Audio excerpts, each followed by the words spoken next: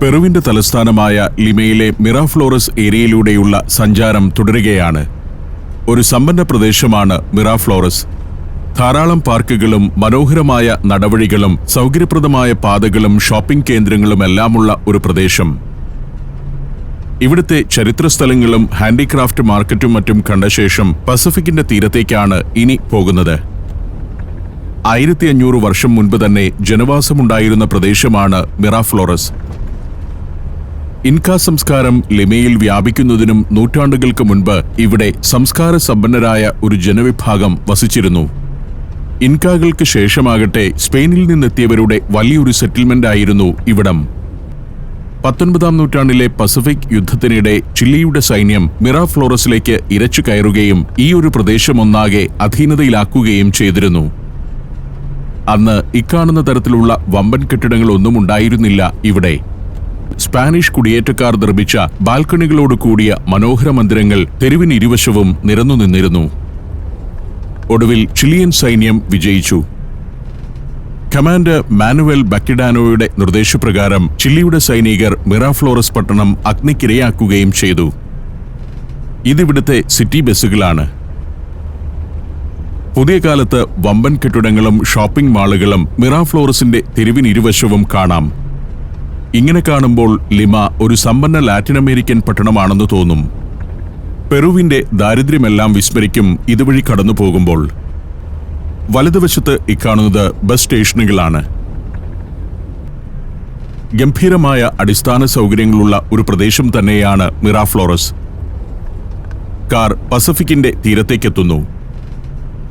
മലേക്കോൺ de la റിസർവ എന്നാണ് ഈ സ്ട്രീറ്റിനു പേര്. സമുദ്രതീരത്ത് ക്ലിഫിന് മുകളിലൂടെ നീണ്ടുപോകുന്ന പാതയാണത്. ഇതിന് സമാന്തരമായി ക്ലിഫിന് താഴെ കൂടി ബീച്ച് സർക്യൂട്ട് എന്നറിയപ്പെടുന്ന പാതയുമുണ്ട്. നേരെ മുന്നിൽ കാണുന്ന ഗോപുരം JW മാരിയറ്റ് ഹോട്ടലാണ്. ഇപ്പോൾ സലാസാർ പാർക്കിന്റെ സമീപത്തേക്ക് എത്തിയിരിക്കുന്നു. ഈ ഉദ്യാനത്തിനടിയിൽ വലിയൊരു ഷോപ്പിംഗ് മാളുണ്ട്. ഒരു അത്ഭുത ഷോപ്പിംഗ് ലോകമാണ് അതെന്നാണ് വായിച്ചറിവ്. അതൊന്ന് കാണണം. ഓസ്വാൾഡോ പാർക്കിന് സമീപമൊരിടത്ത് കാർ ഒതുക്കി നിർത്തി. അരമണിക്കൂർ കഴിഞ്ഞ് വരാമെന്ന് പറഞ്ഞ് അയാൾ കാർ ഓടിച്ചു പോവുകയും ചെയ്തു. ലിമ സിറ്റി ടൂറിന്റെ ഭാഗമല്ലാതെ മിറാഫ്ലോറസിലൂടെ മാത്രം ഓടുന്ന ഇത്തരം ഡബിൾ ഡെക്കർ ബസ്സുകളുമുണ്ട്. ഷോപ്പിങ്ങിനും വിവിധ വിനോദങ്ങൾക്കുമായി ഒട്ടേറെ ആളുകൾ വരുന്ന ഇടമാണിത്. അടുത്ത ഡബിൾ ഡെക്കർ ബസ്സിനായി കാത്തുനിൽക്കുന്നു കുറച്ചുപേർ. അവരെ പിന്നിട്ട് ഞാൻ സലാസാർ പാർക്കിലൂടെ നടന്നു. ഉദ്യാനത്തിന്റെ അതിരുകളിൽ സ്റ്റാർ ഹോട്ടലുകളും വാണിജ്യ സ്ഥാപനങ്ങളും ഉയർന്നു നിൽക്കുന്നു. എന്നാൽ ഈ പാർക്കിനടിയിൽ ഷോപ്പിംഗിന്റെ ഒരു അത്ഭുത ലോകമുണ്ടെന്നതാണ് കൗതുകകരമായ കാര്യം. പസഫിക് സമുദ്രത്തിന് അഭിമുഖമായാണത്.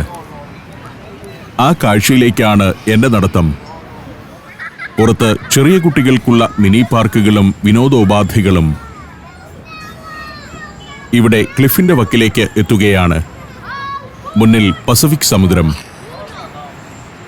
അതിമനോഹരമായി ഡിസൈൻ ചെയ്തുണ്ടാക്കിയിരിക്കുന്ന ഒരു പ്രദേശം. പടവുകളും എസ്കലേറ്ററുകളും ടോയ്ലറ്റുകളും മറ്റു സൗകര്യങ്ങളുമെല്ലാമായി പാർക്കിന്റെ അടിഭാഗം ഒരുക്കി വച്ചിരിക്കുന്നു. സമുദ്രതീരത്തെ ഒരു ക്ലിഫിനെ എങ്ങനെ ഏറ്റവും ആസൂത്രിതമായി ഉപയോഗപ്പെടുത്താമെന്ന് കാണിച്ചു തരികയാണ് പെറു. ഏതാണ്ട് 15 നില കെട്ടിടത്തിന്റെ ഉയരമുള്ള ഒരു ക്ലിഫിന് മുകളിലാണ് ഞാൻ നിൽക്കുന്നത്. ആ ക്ലിഫിനെ ബൃഹത്തായ ഒരു കൊമേഴ്ഷ്യൽ കേന്ദ്രമാക്കി മാറ്റിയിരിക്കുന്നു. ഇതാണ് പാർക്കിനടിയിലെ ഷോപ്പിംഗ് മാളിന്റെ മുൻഭാഗം. ലാർ കോമാർ എന്നാണ് ഈ മാൾ അറിയപ്പെടുന്നത്. ഇവിടെ നിന്ന് കാണുന്നത് പോലെയല്ല. അതിവിശാലമായ ഒരു മാളാണിത്. സമുദ്രത്തെ കണ്ടിരുന്നുകൊണ്ട് ഭക്ഷണം കഴിക്കാവുന്ന നിരവധി റെസ്റ്റോറന്റുകളും ലോകപ്രശസ്തമായ ബ്രാൻഡുകൾ ഷോപ്പ് ചെയ്യാവുന്ന ഒട്ടേറെ കടകളുമുണ്ട് ഇതിൽ. ഇവിടെ നിന്നും ആരംഭിക്കുന്ന മാൾ പാർക്കിനടിയിലെ അതിവിസ്തൃതമായ ഭാഗമാകെ വ്യാപിച്ചു കിടക്കുകയാണ്. നഗരവാസികളുടെയും കോളേജ് വിദ്യാർത്ഥികളുടെയും ടൂറിസ്റ്റുകളുടെയും ഒരു ഹാങ് ഔട്ട് പ്രദേശമാണിത്. ലാർകോമാറിന്റെ വൈപുല്യം മാത്രമല്ല, ആർക്കിടെക്ചറൽ വൈദഗ്ധ്യവും അത്ഭുതപ്പെടുത്തുന്നതാണ്. റെസ്റ്റോറന്റുകളിൽ ആൾത്തിരക്ക്. TGI ഫ്രൈഡേ തുടങ്ങിയ റെസ്റ്റോറന്റ് ചെയിനുകൾ. സമുദ്രത്തിൽ നിന്നും തണുത്ത കാറ്റടിക്കുന്നതിനാൽ റെസ്റ്റോറന്റുകൾക്ക് ചുറ്റും ഹീറ്ററുകൾ നിരന്നിരിക്കുന്നത് കാണാം. പസഫിക്കിന്റെ കാഴ്ചയും തണുപ്പും. അഭൗമമായ ഒരു പ്രദേശത്താണ് എത്തിയിരിക്കുന്നതെന്ന് തോന്നും. മൂടൽമഞ്ഞുള്ളതിനാൽ ദൃശ്യങ്ങൾക്ക് വലിയ തെളിച്ചമില്ല. എങ്കിലും പ്രകൃതിയും മനുഷ്യനും ചേർന്ന് രൂപപ്പെടുത്തിയ ഒരു അത്ഭുത നിർമ്മിതിയാണ് ഈ ക്ലിഫെന്ന് തോന്നിപ്പോകുന്നു. ചിലിയൻ കമ്പനിയായ പാർക്കു അരാക്കുവിന്റെ പെറുവിലെ ഏറ്റവും വലിയ പ്രോജക്റ്റുകളിലൊന്നാണ് ലാർ കോമാർ എന്ന ഈ ഷോപ്പിംഗ് മാൾ. 2010 ഇതിവിടെ പ്രവർത്തനം തുടങ്ങിയത്. മിറാഫ്ലോറസിനെ വലിയൊരു ടൂറിസ്റ്റ് കേന്ദ്രമാക്കിയതിൽ ലാർ കോമാറിന് പ്രധാന പങ്കുണ്ട്. പെറുവിൽ 16 ഷോപ്പിംഗ് മാളുകളുള്ള ലാറ്റിൻ അമേരിക്കയിലെ തന്നെ പ്രമുഖമായൊരു കമ്പനിയാണ് പാർക്കു അരാക്കു. അതിൽ ടൂറിസ്റ്റ് കേന്ദ്രം എന്ന നിലയിൽ ഏറ്റവും പ്രമുഖം ഈ ലാർ കോമാറാണ്. ഞാനിപ്പോൾ നടക്കുന്നത് ഏറ്റവും മുകൾ തട്ടിലെ ഉദ്യാന ഭാഗത്തുകൂടിയാണ്. ഇതിന് താഴെ 2 നിലകളിലായാണ് ഷോപ്പിംഗ് മാൾ. പുറത്തേക്കുള്ള ഭാഗം മാത്രമേ ഇവിടെ നിന്ന് കാണാനാവൂ. എസ്കലേറ്ററുകളും പടവുകളുമെല്ലാമായി മനോഹരമായ സംവിധാനങ്ങൾ. ഒരു വശത്ത് പസഫിക് സമുദ്രം, അതിനുമേൽ മൂടൽമഞ്ഞിന്റെ ഒരു തിരശീല അകലക്കാഴ്ചയെ മറയ്ക്കുന്നു. ഭൂപ്രകൃതിയുടെ സാധ്യതകളെ ഏറ്റവും ഉപയോഗപ്പെടുത്തുകയാണ് ഈ രാജ്യങ്ങളെല്ലാം. ഇങ്ങനെ അവസരങ്ങളെ പരമാവധി ഉപയോഗപ്പെടുത്തുന്ന നാടുകളിലെ അത്ഭുത കാഴ്ചകളിലൂടെ കടന്നു പോകാനാണല്ലോ സഞ്ചാരത്തിന്റെ നിയോഗം. ഇതെല്ലാം കണ്ടു കൊതിക്കുക മാത്രമേ നമുക്കാവുകയുമുള്ളൂ. ഇത് രാത്രിയിൽ വിവിധ പെർഫോമൻസുകൾ അരങ്ങേറാറുള്ള ഇടം. മാളിന്റെ മുകൾ തട്ടിലെ ഒരു തുറന്ന ഭാഗമാണ്. അതിനരികിലൂടെ നടന്ന് ഞാൻ ലാർ കോമാറിന്റെ മറ്റൊരു ഭാഗത്തിന്റെ കാഴ്ചയിലേക്കെത്തി. ഒരു കോണിൽ നിൽക്കുമ്പോൾ നടുമുറ്റവും മറ്റുമായി ഇത്രയും ഒരു ഭാഗമാണ് കാണുന്നത്. എന്നാൽ ഇത്തരത്തിലുള്ള പല ഭാഗങ്ങളുണ്ട്. 100-ലേറെ ലോകപ്രശസ്ത ബ്രാൻഡുകളുടെ എക്സ്ക്ലൂസീവ് ഷോറൂമുകളുണ്ട് ഈ മാളിൽ. സിനിമാ തിയേറ്ററുകൾ, ഫുഡ് കോർട്ടുകൾ, ബുക്ക് സ്റ്റോറുകൾ, ഫാഷൻ വസ്ത്രങ്ങളുടെ ഷോറൂമുകൾ, ഇലക്ട്രോണിക് ഉൽപ്പന്നങ്ങളുടെ ഷോപ്പുകൾ, ഒരു മ്യൂസിയം എന്നിവയെല്ലാം ഉണ്ട് ഈ മാളിൽ. 2016 നവംബർ 16 മുതൽ ഒരു മാസത്തിലേറെക്കാലം ഈ മാൾ അടച്ചിടേണ്ടി വന്നിരുന്നു. വലിയൊരു തീപിടുത്തത്തെ തുടർന്നായിരുന്നു അത്. 4 പേരുടെ മരണത്തിനും നിരവധി കടകളുടെ നാശത്തിനുമിടയാക്കിയിരുന്നു അന്നത്തെ തീപിടുത്തം. 2016 ഇവിടെയുണ്ടായ തീപിടുത്തം ഒരു അട്ടിമറിയാണോ എന്ന സംശയം ഉയർന്നിരുന്നു. ഏഷ്യ പസഫിക് എക്കണോമിക് കോർപ്പറേഷന്റെ ഉച്ചകോടിക്കായി ലോക നേതാക്കൾ ലിമയിലെത്തിയ സമയത്തായിരുന്നു തീപിടുത്തം. ഒടുവിൽ വൈദ്യുതി ഷോർട്ട് സർക്യൂട്ട് ആവാം തീപിടുത്തത്തിന് കാരണമെന്ന നിഗമനത്തിലാണ് അന്വേഷണ ഏജൻസികൾ എത്തിച്ചേർന്നത്. ഇവിടെ നിൽക്കുമ്പോൾ വളരെ അകലെ വരെയുള്ള സമുദ്രതീരം കാണാം. ഇവിടെ മാളിന് മുകളിലെ പ്ലാറ്റ്ഫോമിൽ വെറുതെ ഇങ്ങനെ നിൽക്കുന്നത് പോലും രസമാണ്. താഴെ ബീച്ച് സർക്യൂട്ട് എന്നറിയപ്പെടുന്ന ഹൈവേ കാണാം. അതുതന്നെ എത്ര ശാസ്ത്രീയമായാണ് സജ്ജമാക്കിയിരിക്കുന്നതെന്ന് കാണുക. ഷോപ്പുകളിലേക്കോ റെസ്റ്റോറന്റിലേക്കോ ഒന്നും പോകാതെ ഇവിടെ കാഴ്ച കണ്ടു നിൽക്കാനും ധാരാളം പേർ എത്തുന്നു.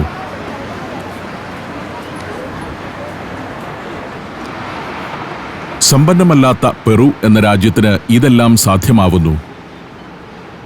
നമ്മുടെ നാട്ടിലെ തീരമേഖലകളിൽ ഇത്തരം സംവിധാനങ്ങളൊന്നും ഒരുക്കാൻ കഴിയാത്തതെന്തുകൊണ്ടാണെന്ന് അത്ഭുതപ്പെട്ടു പോവുകയാണ്. നമ്മുടെ നാടിനെ കുറ്റപ്പെടുത്തുകയല്ല. നഗരാസൂത്രണത്തെക്കുറിച്ചാണ് ഞാനിവിടെ പറയുന്നത്. ലാർ കോമാർ എന്ന ഒരു ഷോപ്പിംഗ് മാളിന്റെ കാര്യമല്ല.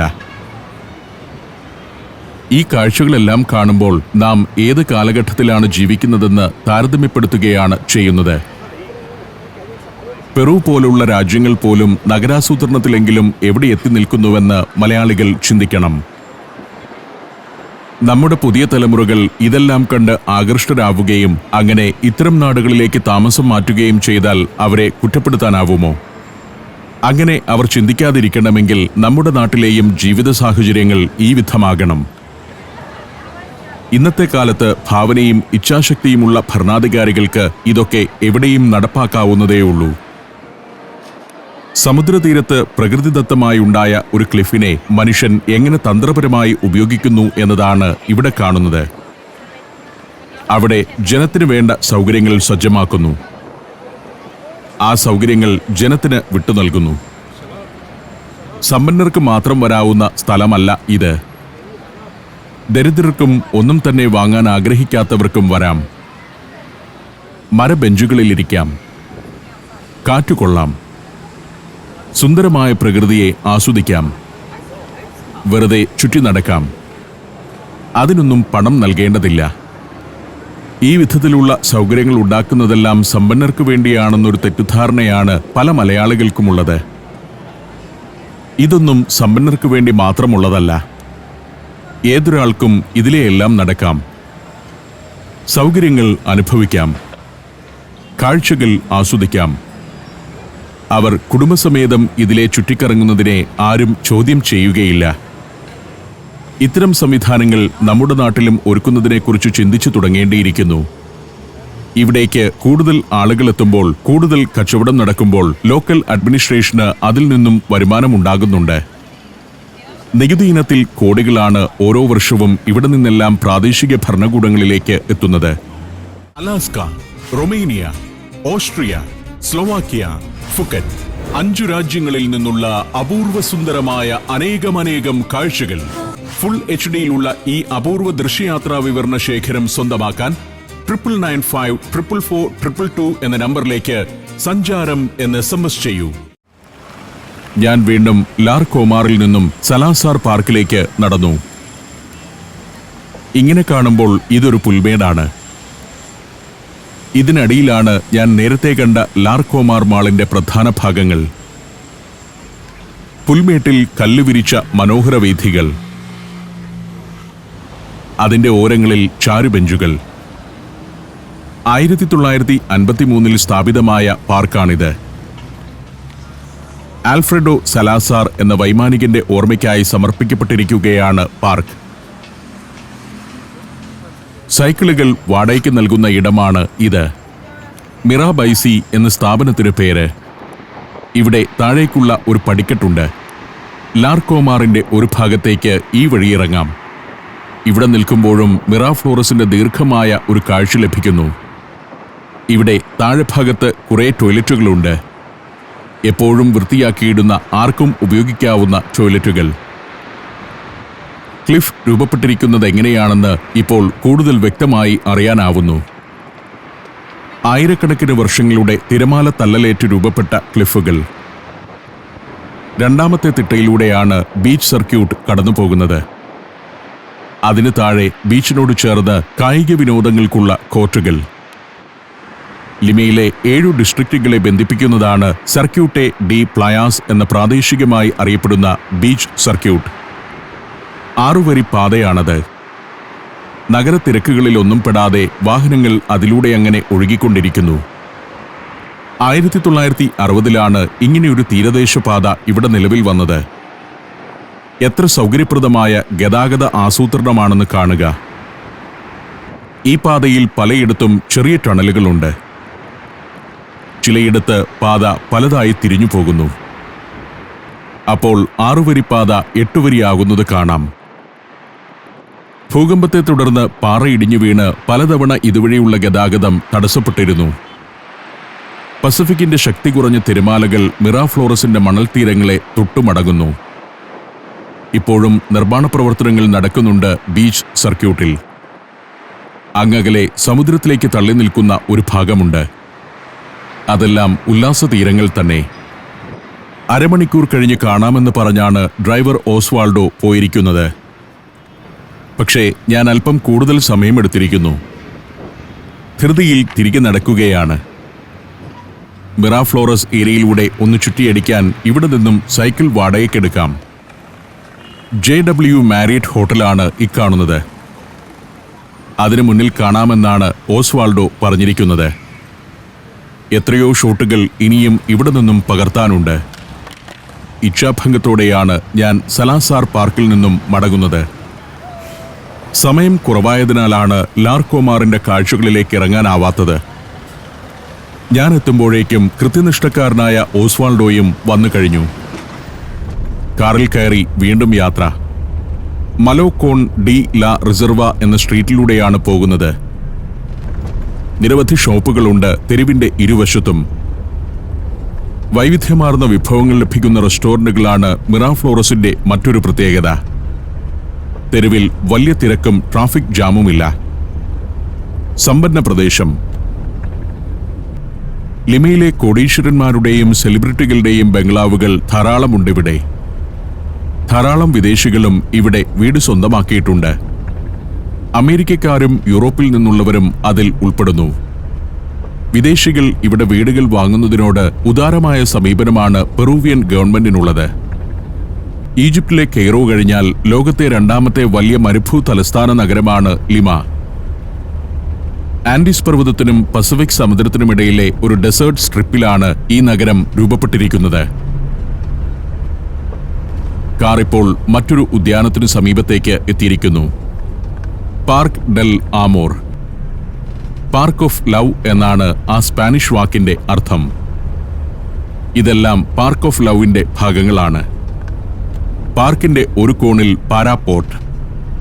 പാരാഗ്ലൈഡിംഗ് വിനോദപ്രിയർ പറന്നുയരുന്നതും തിരിച്ചിറങ്ങുന്നതും ആ പാരാപോർട്ടിലാണ്. ഇവിടെ കാർ ഒന്ന് നിർത്താൻ ഞാൻ ഓസ്വാൾഡോയോട് പറഞ്ഞു. ഇതും ഒരു ക്ലിഫാണ്.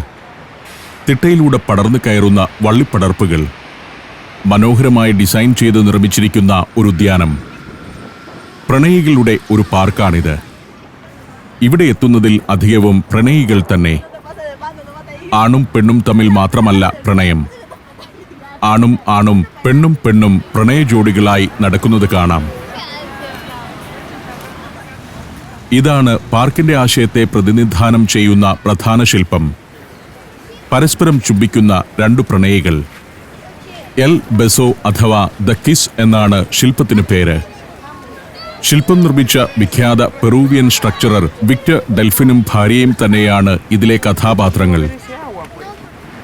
ശില്പം നിർമ്മിക്കുന്നതിന് മുന്നോടിയായി നഗരഭരണകൂടം ഇവിടെ ഒരു ചുംബന മത്സരം നടത്തിയിരുന്നു. അതിൽ വിജയിച്ചതും ശില്പി വിക്ടർ ഡെൽഫിനും ഭാര്യയും തന്നെയായിരുന്നു.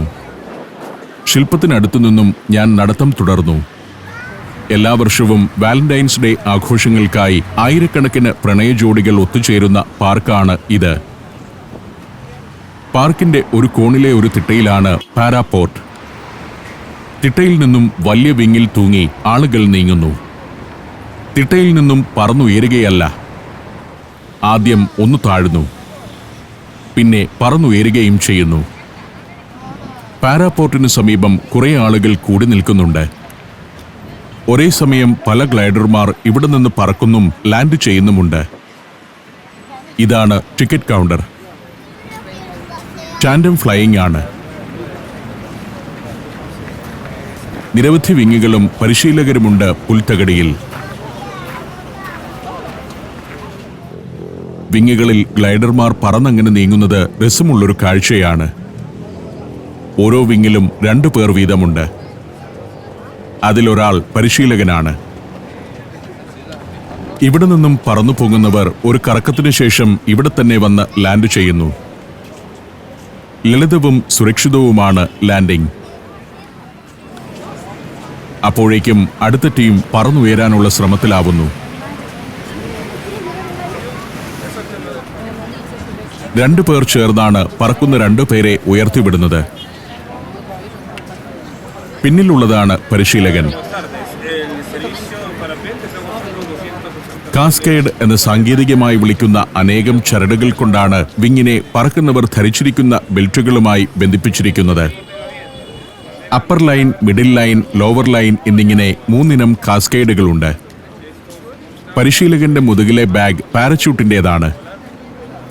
വിങ് തകരാറിലായി അപകടമുണ്ടാകുന്ന ഘട്ടം വന്നാൽ പാരച്യൂട്ട് വിടർത്തി സുരക്ഷിതമായി ലാൻഡ് ചെയ്യും. ഇവിടെ ഒരു സ്ത്രീ പറക്കാൻ ഒരുങ്ങുകയാണ്. ഇവരുടെ ഒരുക്കങ്ങളും വിങ്ങി വിടർത്തലുമെല്ലാം കണ്ടു നിൽക്കുന്നത് രസകരം. വിങ്ങി വിടരുന്നതോടെ കാറ്റ് യാത്രികരെ വലിച്ചുകൊണ്ടു പോകുന്നു.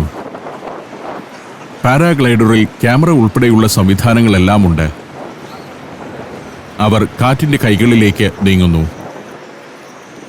തിട്ടയിൽ നിന്നും താഴേക്ക് പോയി പിന്നെ ഉയർന്നു പൊങ്ങി സമുദ്രത്തിന് മുകളിലൂടെ ഒന്ന് വട്ടം ചുറ്റിയാണ് ഗ്ലൈഡർ തിരികെ എത്തുക. അടുത്ത സംഘവും പുറപ്പെടുകയാണ്. പിറകിലിരിക്കുന്ന പരിശീലകനാണ് ചരടുകൾ മുറുക്കിയും അഴിച്ചും വിഞ്ഞ് നിയന്ത്രിക്കുന്നത്. കുറേയേറെ ജീവനക്കാരുണ്ട് ഇവിടെ. പറക്കുന്നവരെ ഒരുക്കുക, ഗ്ലൈഡറുകൾ കൃത്യതയോടെ മടക്കി വയ്ക്കുക തുടങ്ങിയവയെല്ലാം ഈ ഗ്രൗണ്ട് സ്റ്റാഫിന്റെ ജോലിയാണ്. നിരവധി ആളുകൾ പറക്കാൻ കാത്തുനിൽക്കുന്നു. മനോഹരമായ ഒരു സ്ഥലത്താണ് പാരാപോർട്ട്. അവിടുത്തെ കാഴ്ചകളിൽ മുഴുകി ഞാൻ അവിടെ നിന്നു.